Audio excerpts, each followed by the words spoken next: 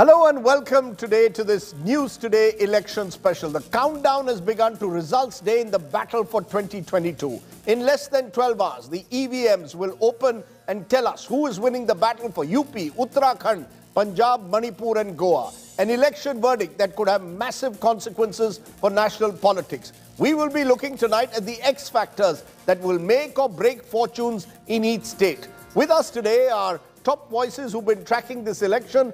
To my extreme left is Pradeep Gupta of My India Access, who set the cat among the pigeons by doing our exit poll, predicting massive victories for the BJP in UP, for the Aam Aadmi Party in Punjab. Next to him, Dr. Sandeep Shastri is back with us in the studio, Vice Chancellor, Jagran Lake City University, National Coordinator, Lok Niti Network. To my other side is Dr. Sanjay Kumar of CSDS. He's just brought out his numbers of the Lok Niti poll, post-poll. Psephologists, appreciate your joining us. And Rahul Verma, fellow at the Center for Policy Research, who's also been tracking these polls closely. So we'll get a deep dive into that. But first, we're going to go state by state to give you a real sense of what are the X factors that will influence what happens tomorrow. We begin with the key state, India's most populous and politically potent state of Uttar Pradesh, where a day ahead of the results, a controversy over the EVM transportation has shadowed the run-up. A Varanasi official was suspended today for not following a protocol while transporting the training electronic voting machines. Let's first take a look at why Uttar Pradesh is heating up till the very end.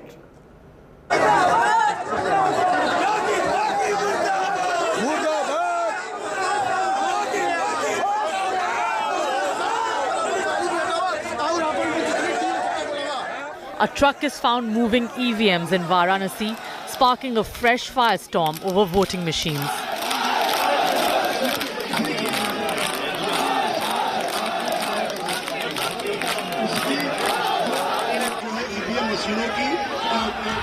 While district officials said the movement on Monday was a routine one for training purposes, they admitted lapses in following the procedures. ये गलती जिस भी अधिकारी से हुई है वो EVM प्रभारी जिसकी भी रिपोर्ट ऑब्जर्वर्स के या अन्य माध्यम से भेजी गई उस पर इलेक्शन कमीशन ने आज कार्रवाई की है। इन अधिकारी को मेरे द्वारा सभी निर्वाचन ड्यूटी से तो अर्ली मॉर्निंग ही हटा दिया गया था। The opposition has lashed out at the election commission. SP Chief Akhilesh Yadav was the first of the opposition bloc, alleging a theft of votes by the BJP. वहां से लखनऊ से phone आ रहे हैं कि जहां पर भारतीय जनता पार्टी हार रही हो वहां पर काउंटिंग स्लो हो और रात तक काउंटिंग लेकर के जाइए। The SP pressed its members to mount vigils at counting centres, alleging foul play to hijack the mandate, creating ruckus outside heavily guarded strong rooms. This is a moment of reckoning for many leaders. It's a moment of nervousness. It's the last leg of this marathon election in the UP, and that's one reason that you see that this battle is being fought tooth and nail. The BJP was quick to mock the claims of EVM fraud, calling it the last fig leaf for the opposition, facing a mega rout at the hands of UP Chief Minister Yogi Adityanath. Akhilesh ji चुनाव के दौरान भी समझ गए थे कि लोग Samajwadi party की ओर गंभीर नहीं थे और 10 मार्च का भी अखिलेश जी ने इंतजार नहीं किया, 8 को ही कहना शुरू कर दिया ईवीएम बेवफा है। The ghost of EVM hack has routinely been resurrected ahead of several past mega verdict days. Has it become the favorite whipping boy of a political class, or is there any merit in the claims? With Mausami Singh in Lucknow, Bureau Report, India Today. So Uttar Pradesh is where we start our journey this evening, and we start by looking at what the My India Access poll for India Today said in terms of vote share. 46%, remember, for the BJP is what they predicted with allies. 36% for Samajwadi Party, its highest ever. Interesting. Bipolar, 12% just for the once mighty Mayawati, 3% for the once mighty Congress, 3% others. How is this all translating as per that poll into seats? Take a look. As per the seat predictions in that Axis My India poll, 403 seats on offer. We are predicting, or Axis My India predicting, a whopping 280 to 326 for the ruling BJP, 288 to 326, 71 to 101 for the Samajwadi Party, just 3 to 9 for Mayawati, single digits, just 1 to 3 for the Congress, 2 to 3 to others. Now, could this picture change? I'm now going to give you X factors. These are the X factors, the so-called imponderables that can change any election. What are those X factors that I'm listing? Will the woman voter stand by the BJP as predicted by the exit poll? A 16% gap between women voters voting for BJP and other parties as per the poll. How have the non-Yadav OBCs voted? The largest chunk, 35% of UP is non-Yadav OBCs. Where has their vote gone? If Mayawati's vote has declined as the poll suggests, who really is benefiting? Could it be someone else tomorrow, not just the BJP? Number 4, is there a sharp divide in voting patterns between West and East UP? Is West where the Samajwadi Party will score and East possibly where the BJP hopes to do better? And what of Central UP? Jobs versus ration, these are two narratives. Akhilesh Yadav saying there are no jobs, berozgari, versus on the other hand, Yogi Adityanath saying we provided ration and indeed Shasan or law and order. How is all that playing out? Pradeep Gupta, 5 X factors that I've listed out. Which out of these do you think will be critical come tomorrow? Non-Yadav OBC votes. Wherever they go, whoever get the lion's share of this chunk of non-Yadav OBC is clear-cut winner. As per your poll, more than half are clearly going with the BJP. Am I correct? Yes. In fact, among the male voter, BJP is likely to get 63% of non-Yadav OBC and female 71%. The female 71%, male 63% in non-Yadav OBC for the BJP. And for Samajwadi, it is in 20s. You know, there are two issues, two of the X factors that I think are critical. One is non-Yadav OBCs that Pradeep just listed out. The other are women voters. Pradeep's poll has done what I haven't seen in a poll in a long time. 44% men with the BJP, 40% with the Samajwadi Party. But among women, it's 48% versus 32%, 16% gap among women voters.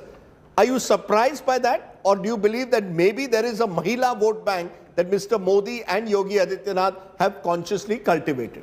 Rajdeep ji, when I saw the exit poll a few days ago, I myself was very surprised about this huge gap in the men and women support.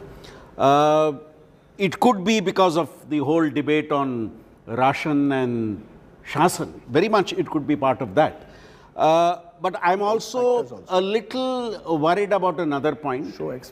In our survey, we had a very big gap between the percentage of men and women respondents. And this is what I was asking Pradeep ji just now.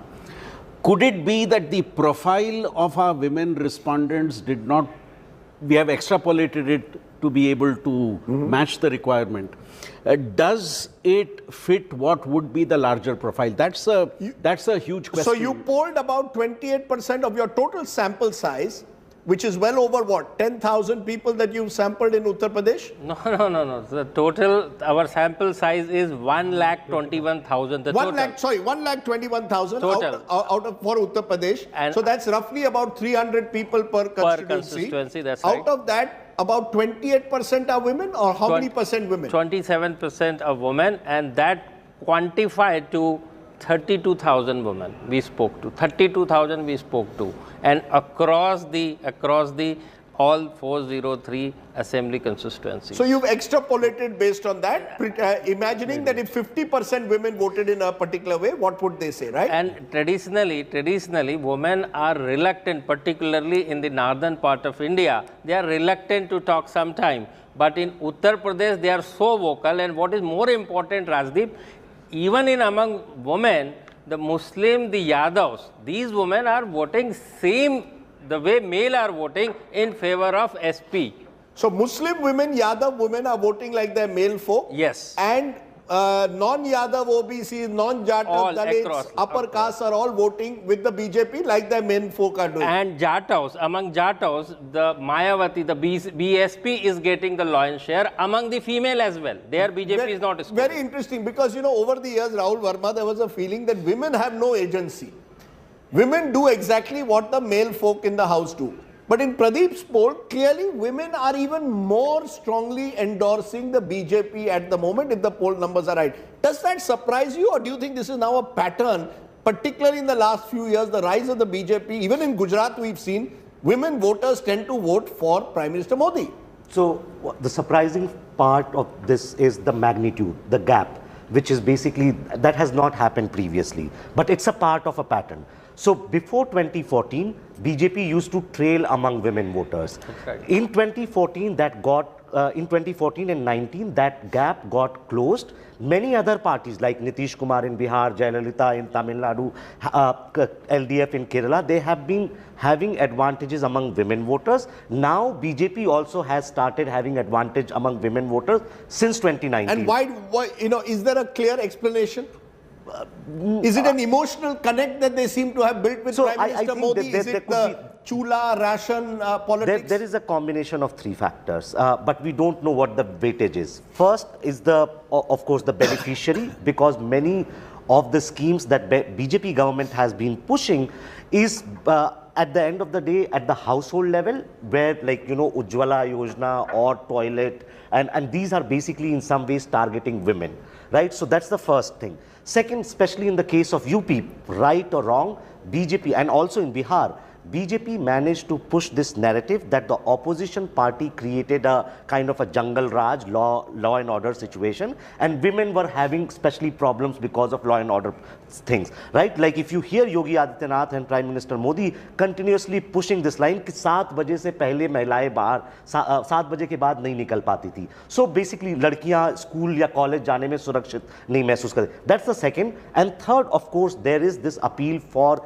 Prime Minister Modi among women voters, something perhaps Prime Minister Indira Gandhi used to have in her time period. Some emotional connect as well. Very interesting, because Sanjay Kumar, I've come to you last because you've come out with your numbers today. The CSDS post-poll survey is also taken very seriously, very respected, and you're giving an 8% gap.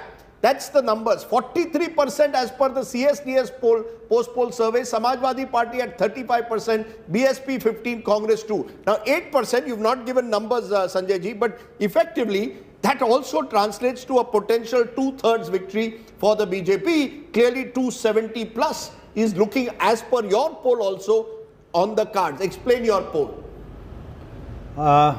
Certainly, it is if these numbers would result in a big victory for BJP, a massive victory for BJP, whether it is going to be 270 or 280 or touches 300, I am not sure about that.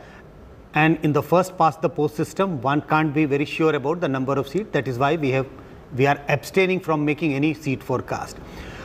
But is it again the same reasoning, roughly? Ration plus Prashasan, ration to the poor and Prashasan, or strong law and order, the Modi connect, the woman voter, are the factors more or less the same? More or less the factors are the same, but I think law and order was one factor which was overriding, in a sense, cutting across all the regions.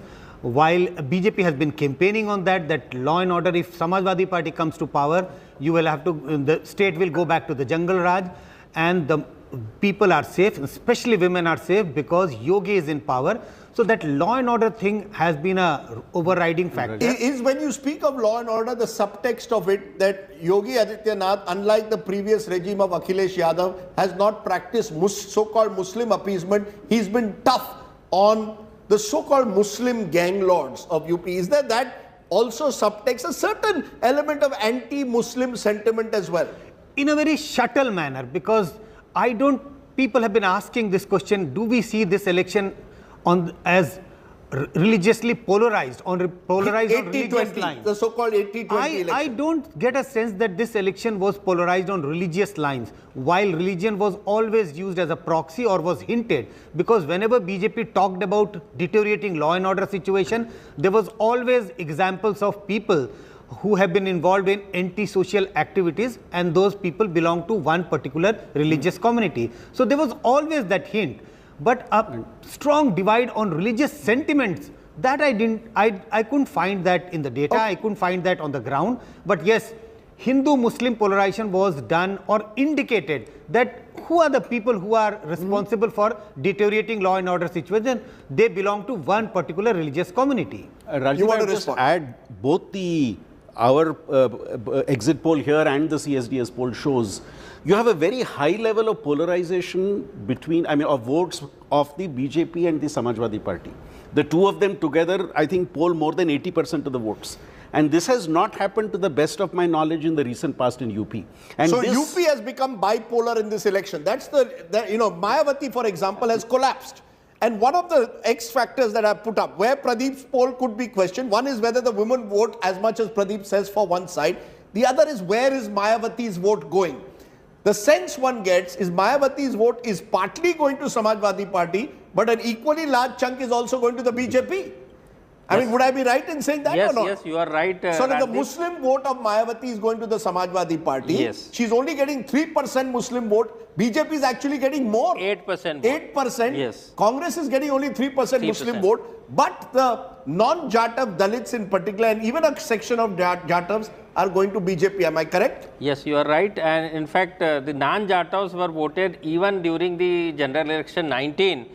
The lion's share, BJP secured the lion's share, and that time we are forgetting BSP, SP and RLD, all three fought together and secured combined 40% vote, and in that scenario also BJP were leading in 284 assembly segments. So this time minus BSP.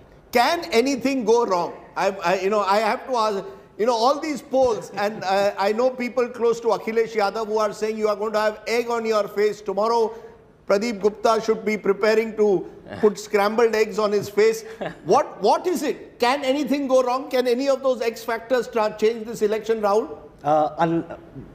Yes, but very less. Which one? What is it that could change the numbers? First, you have to understand, because all pollsters are basically pointing in the same direction, the chances of basically this going wrong is very, very low. I think tomorrow what we will be looking for is the magnitude. No, so could this election be 200 to 220 BJP as opposed to 280 to 320? What would happen? As Sanjay ji said, I don't want to... seat prediction is really, really hard because look at the sample size differences. CSDS is basically doing at 8,000, 9,000 sample size. And 7,000. Abhi 7,000. Because you said on the tweet there will be some more data added, so I thought. Yes. And Pradeep ji is doing at 1,21,000. So with this kind of difference, 20 times difference, I think seat forecast there is going to be a lot of variations.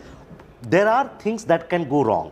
One, I still think young voters could be one category, because within that category, even in Access My Poll, there is basically neck and neck between. Yes. So if young voters are turning out in huge numbers, and because most of the anguish that was being reported was among the young voters about jobs and unemployment and pension scheme and other things. So if young voters have turned out in the way they should have, this poll could be closer. I'm not saying it will be overturned. The second one is what Sandeep ji pointed out. See, in 2017, non-BJP, non-Congress vote share was 36%. This time, Pradeep ji is saying it's 18%, CSDS is saying 24%, which is basically a 12% minimum drop, right? If that drop is not happening, there is a third party present with a sizable number. Again, you could have differences in seats. It's very interesting, and for our viewers, that actually the election in UP is apparently, according to the polls, become bipolar. So I choose, either I vote for the BJP and its allies, or I vote for the Samajwadi Party. Now, in a bipolar election, does it make it easier for the BJP, which has already started this election? If you look at the last three elections, around 40% plus. Samajwadi Party's best ever performance in UP was 28% when it got a majority in 2012. So I have to have a huge swing in my favor, about 14%, to match the BJP. Am I correct with that, Sanjay Kumar? Because this is your field of psephology. That you need a huge swing. Samajwadi Party needs everything going for it to actually win this election. Yes, before the opinion polls or before the exit poll, I used to believe that BJP's vote share might come down a little bit because I was not expecting such a bipolar contest. I was hoping BSP to do a little better, 16-18% vote. So the belief right from the beginning that BJP is likely to win this election, because I failed to understand how Samajwadi Party would be able to add so much of vote to reach closer to BJP, because I did not see such a bipolar contest. But Rajdeep, I thought I wanted to come on this question of range of seats. Why do we see some polls giving 220, 240 and the other polls are giving over 300? Over 300. I don't have access to their model of seat projections, but I guess all those polls who are using the traditional method of seat forecasting, which is extrapolation, what we call the swing model. You extrapolate from based on the votes which you are getting. They are doing a conservative estimate, and all those pollsters who have access to a very large data sets, every seat, seat by seat, they are projecting a much bigger victory for BJP. That's right. My sense. That's Pradeep Gupta, the outlier there. But just one final point. In all of this, before we move to the next state, there is the Modi factor. Let's be very clear. I have seen it on the ground in Uttar Pradesh, a certain emotional connect that Mr. Modi seems to have. Yogi Adityanath may stand for tough on law and order. Yes. Modi goes beyond that to a sort of pro-poor, Russian, almost like a religio-spiritual figure. Oh, baki sab chodo, Modi ji hai. Do you agree, Professor Shastri, that this, if this happens, will suggest that there is this Modi emotional connect out there in a state like Uttar Pradesh? Rajdeep, that was visible in the whole structure of the BJP campaign, especially after the rebellion within the BJP early in the campaign. You see Mr. Modi taking center stage. You see Mr. Modi being the main factor in their campaign. And I think the two X factors which you have spoken about, which are critical, non-Yadav OBC vote. If BJP did well in the 2019 Lok Sabha election, it was because of the non-Yadav OBC vote. And will it continue to do as well would be one factor. Maybe non-Yadav OBCs don't want a Yadav leadership. That's part of the problem. And the second And the second, this debate between Berozgari and ration. While Berozgari is a reality, do you believe that in spite of Berozgari, the benefit that you have got at home is something that will make you continue to vote for the BJP? Okay, that's Uttar Pradesh.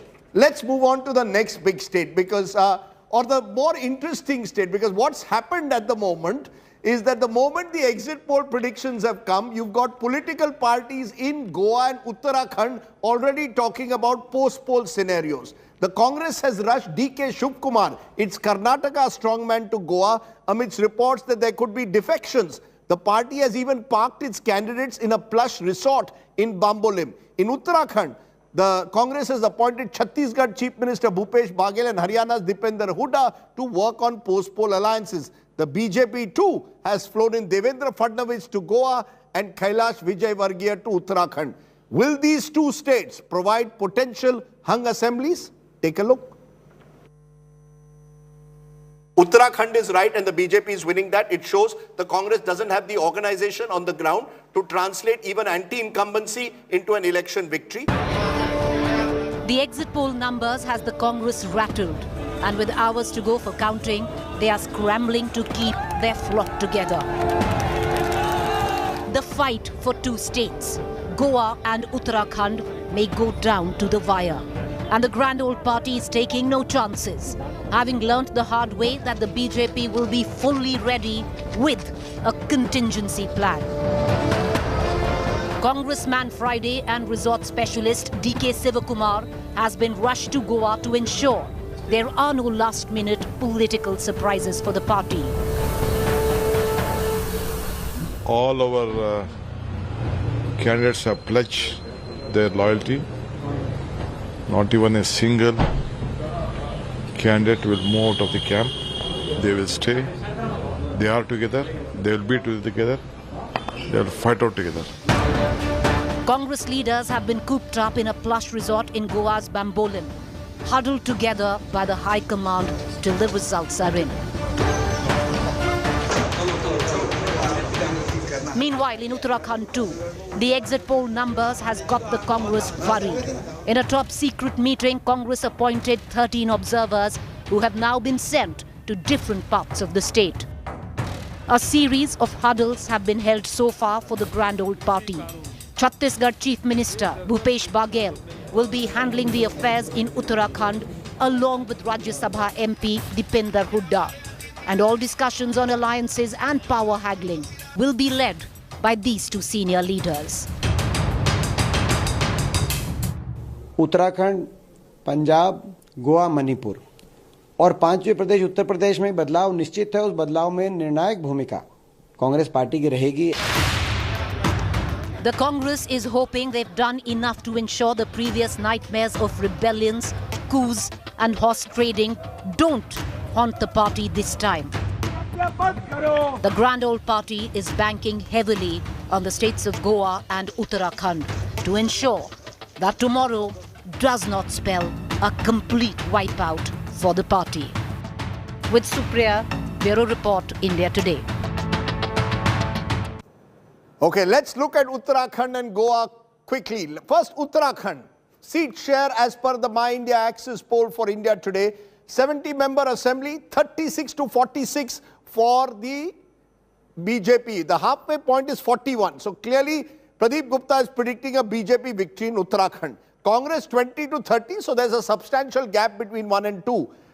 BSP 0 to 4, others 0 to 2 to 5. But remember, there are other polls which are suggesting Congress could win Uttarakhand. Some are suggesting a hung assembly. That's why all that frenetic activity. What are the X factors in the lovely state of Uttarakhand that could make a difference? Is there going to be a sharp Kumaon-Garhwal divide? Congress stronger in Kumaon, the BJP in Garhwal. Could that happen in the battle for Uttarakhand? Do women voters hold the key to the final result? Again, Pradeep Gupta's poll showing women voting more strongly for the BJP compared to the men in Uttarakhand. The third big poll, who has been damaged most by rebels? Remember, both parties have had rebels contesting or switching sides at the last moment. Could there be a rebel factor in Uttarakhand that we haven't looked at closely enough? Will AAP play spoiler in close contest? We are giving AAP about 8%. Can an 8% player play a role in Uttarakhand at all, especially in close contests? These are just some of the X factors in Uttarakhand. Let's look at my favorite state of Goa. My home state, the state of that I perhaps have the most emotional connect with. Lovely beaches of Goa. 40-member assembly. BJP 14 to 18. The one state where they are not really making a headway in a direct contest with the Congress. Because the Congress, we are giving a slight edge. 15 to 20. Those numbers are critical. Because at the moment, both parties are in a position only to form a government with allies. Mamata Banerjee, that's right, she has suddenly appeared because 0 to 5 is what we are saying, and that includes the Maharashtravadi Gomantak party, its pre-poll ally. And remember, Abhishek Banerjee, Prashant Kishore, Derek O'Brien have all flown to Goa today to see what they can do with the MGP. Can they be kingmakers? 0 to 4 are others which are independents there. So you are including, yes, Pradeep. MGP, you said 0 to 5, it is Gathbandhan, the tier 2 to 5. 2 to 5, 2 to 5, that's right, 2 to 5. 2 goes to MGP in our poll and 1 for TMC. 1 that's to the TMC. midpoint. So the halfway part is 3. If they go to 5, of course, it makes a difference. Yeah. What are the X factors in Goa? Goa also has X factors. Is anti-BJP vote getting badly fragmented? Remember, BJP is getting about 33% of the vote, but that in itself is making it a player because the anti-BJP vote, as per our poll, is getting fragmented. Important, will the Catholic vote deliver rich dividends to Congress? 25% of Goa is Catholic, and it's across South Goa that the Congress is making most of its gains, especially in the Salsette area. Does regional party MGP hold key to government formation? Every party is ringing up the MGP in the last 24 hours, saying, please support us. Chidambaram is ringing them up, so is Devendra Fadnavis. MGP has been an ally of the past of the BJP. Can the Congress hold on to its MLAs post-poll? All of them at the moment are in a resort. What will happen to those MLAs? They'll all have a price attached to them. Goa, fascinating state. Perhaps, Pradeep, the most difficult state for you to do a poll. I don't know how you manage it. Yeah, that's what I'm saying. There are 2-3 difficulties, particularly traditionally the Christian. And we don't tell the truth to pollsters. The Christian community particularly always very reluctant to speak out. That's one thing. Another thing is only 40 seats and there are about 6 claimants.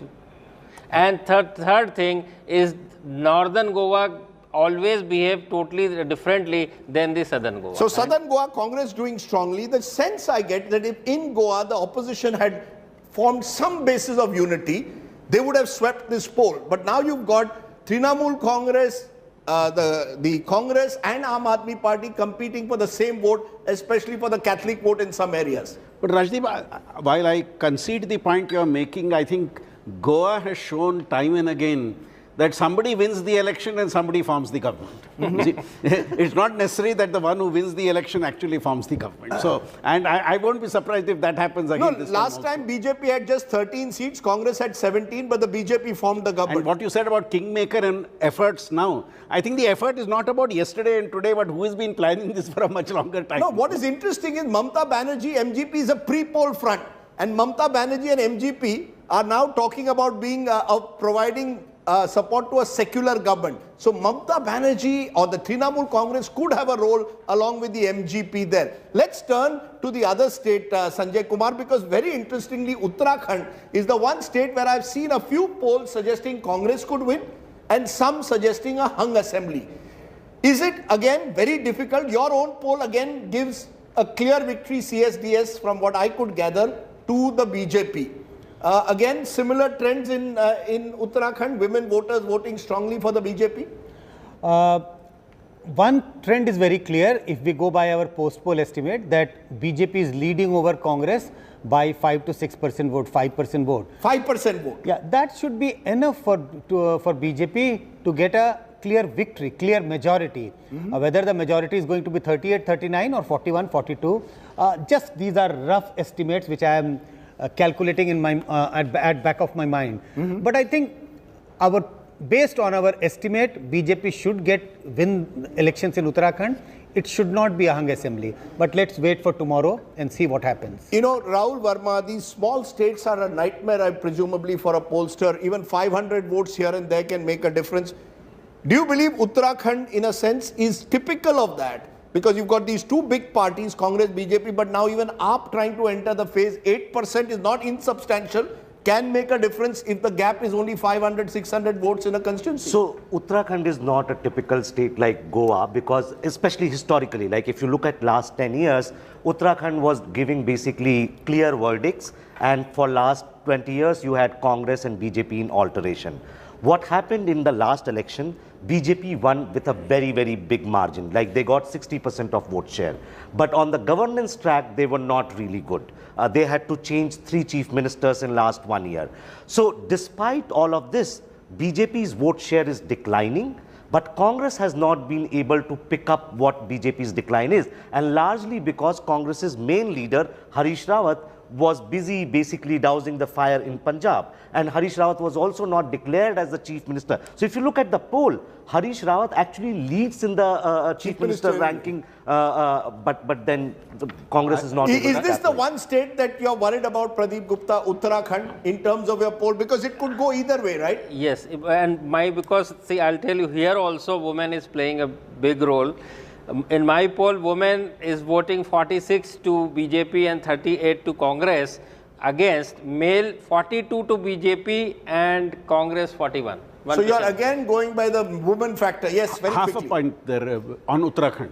I think 2 factors are going to be seen tomorrow. The leadership factor, the role that the Prime Minister has played in the campaign, and secondly, what you said, infighting.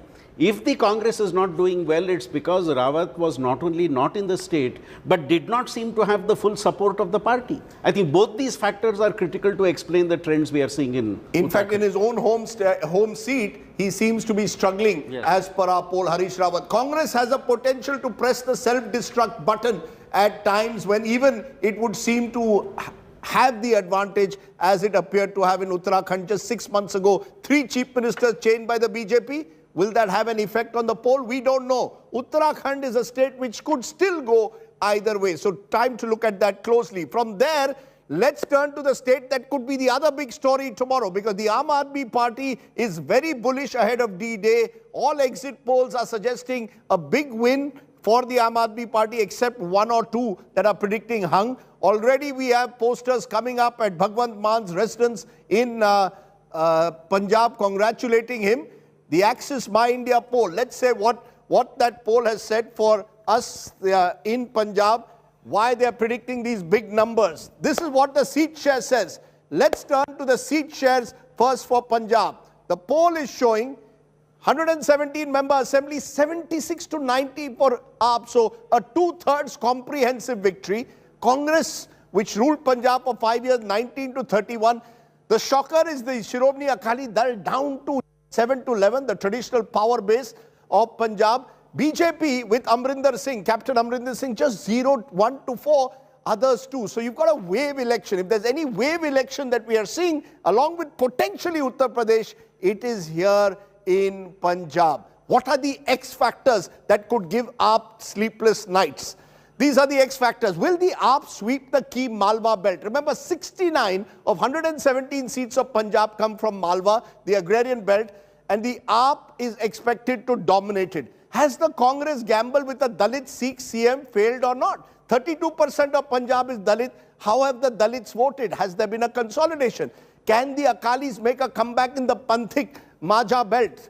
Gurdaspur, Amritsar, Pathankot, up there right at the top. Can they really, in a sense, rest the initiative there? These are some of the X factors. And the final one, was there a last-minute vote transfer from the BJP voters in particular to stop AAP? The Dera factor is important. What did the Deras do? Remember, mysteriously, parole was given to Baba Ram Rahim at the last moment by the Haryana government. Will that make a difference? Pradeep Gupta, very quickly, last time also many polls, not yours, predicted an AAP sweep. It didn't happen. Could history repeat itself this time? We predicted for Congress 71 seats and they secured 77 seats. You did, but many others predicted a victory for AAP and lost out. This time, let me talk about the X factor. I'll tell you, X factor to my knowledge is the Dalit votes. The Dalit votes, particularly Sikh Dalit, how they are voting, and Hindu Dalit, how they are voting. And the composition in the total Dalit votes is about 22% Sikh and about 10% the. In my poll, Sikh votes are equally divided between AAP and Congress. AAP is having little, edge over there. But in Hindu votes, Congress is securing 40% edge as against AAP 29%. Except this Dalit votes, in all the caste segment, AAP is even among Sikh Dalits. That means you're saying Sikh Dalit 38 to AAP, 35 to Congress. So this is the one change that could possibly take place. Professor Shastri, is there an X factor because of what happened in 2017? Is there a feeling that maybe there's this last-minute vote transfer, the Dera vote in Malwa going possibly towards parties like the Akalis, and that could make a difference? Or you think 2022 is very different? I think all our X factors we need to budget in, but the lead being projected is so large that maximum the X factors would do is maybe dent the margin of victory a bit. But so I don't see any change in that trend. What could, I think it's important for us to make this point that the affluent sections among the Sikhs, the Jat Sikhs, who have always traditionally voted for the Akali Dal,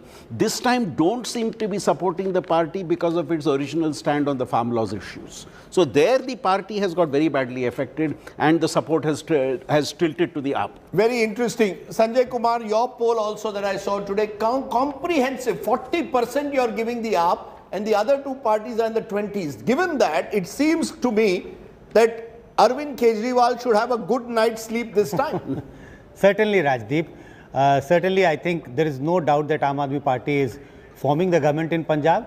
Again, the question is only about the extent of victory, whether they are... Certainly. You have absolutely no doubt about it. Be very careful, Sanjay ji. You are normally a very cautious person. That's why I'm warning you. This will be played up tomorrow in case something goes wrong. I have already said that, and I will stick to my point that yes, Aam Aadmi Party is forming the government in Punjab. Earlier, there were issues about whether Aam Aadmi Party is going to get a majority or whether they will be the front runner in a hung assembly.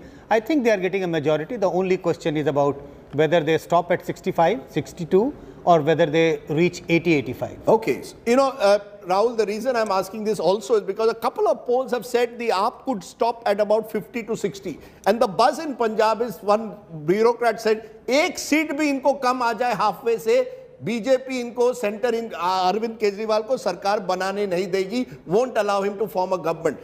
Do you think it's possible, because there are 3 regions, Malwa, Doaba and Majha, you could have an election where Aam Aadmi Party sweeps Malwa but struggles in the other 2 and therefore doesn't get a majority? Is that a possibility? No, if a party sweeps Malwa, then they will win, because Doaba plus Majha combined is lower than Malwa alone. Sorry, Malwa has 69 versus 48 between the other right. two. So if someone is sweeping Malwa and getting 55 or 60 seats, then basically they are close to government formation. I think what Sandeep ji said, like, given the gap that pollsters have projected, each of these X factors can only contribute 2 to 3 percentage point. So for something to basically, like in cricket analogy, if there is a team which is basically 8th wicket down and is also follow on, can they win? Yes, they can win, but the chances of basically winning a test match after a follow on and 8th wicket down and you have 100 runs to chase is very, very low. Okay, so same thing. So AAP is in pole position as per our poll, and indeed most of the analysis, to win Punjab, which could be historic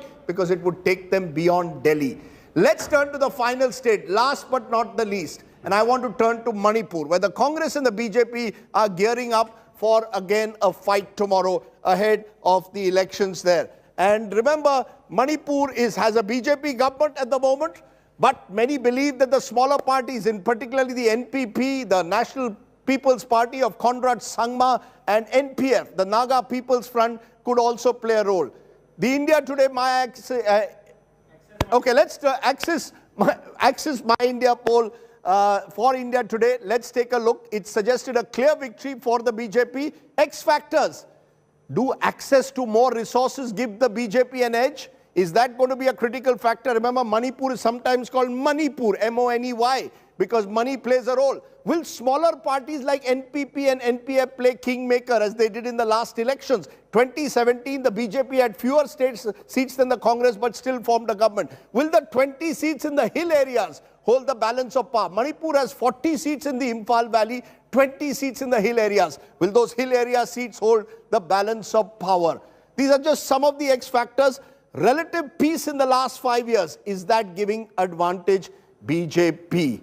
I don't know, Sanjay Kumarji, you've not done a poll, I think, for Manipur, but your sense that one gets in the smaller northeastern states, the party at the center usually tends to have an advantage in states. Am I correct? Yes, Rajdeep, you're right. And also, we should not forget that the Congress of Manipur, which used to be earlier, is no more in the same shape and size. A lot of Congress MLAs have shifted to BJP, and also there is a new tribal party and the tribal used to vote for Congress in a very big way in the previous election. So that party is likely to get some votes, and that is damaging the Congress prospects. You know, I want to tell you this, Pradeep Gupta. I've got calls from Imphal saying Pradeep Gupta again will have egg on his face. Manipur mein itna bada majority that you're giving 38 out of 70, wo hona nahi hai. 30. Yeah, 33 to 43, halfway point 38. Yeah. The fact is, they say ye hung assembly honi hai. Kingmakers will be Conrad Sangma and JDU and the smaller parties. You don't agree with that? I don't agree. You think it's a clear victory? It's a clear victory. Okay, so Biren Singh, with whom I had a lovely Manipuri meal the other day, will rest and have a good night's sleep as well. Final points from you, Professor Shastri. What is it that you're most looking forward to tomorrow, very quickly? I'm looking at the small state of Goa because that's the only one which has an element of uncertainty in it in the exit poll. And as I've told you, if Goa doesn't throw up a government, they may well have to call me to be the consensus candidate across parties for Chief Minister.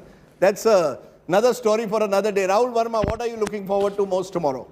Basically, the extent of victory in UP and Punjab, because that's going to tell us the nature of Indian politics from now on. If BJP manages to win this big in UP, means that the social coalition that they created between 2014 and 19 will stay on. And if AAP wins Punjab with this kind of victory, basically BJP is looking a next challenger at the national level going forward. Congress should be really, really worried if these two things happen. That's right. If these poll results hold, one of my takeaways would be that 2024 is almost a done deal. I say almost because you can never predict anything in Indian politics, but with this kind of momentum at this stage, with all that has happened in the last couple of years, if the BJP can still win big in these key states, if the Congress is pushed behind, you'll have space opening up as to kaun banega challenger. Either way, as always, it will be fascinating. 6 a.m. onwards on India's election destination, all the gyan, all the numbers, all the results. We will bring you Election Plus.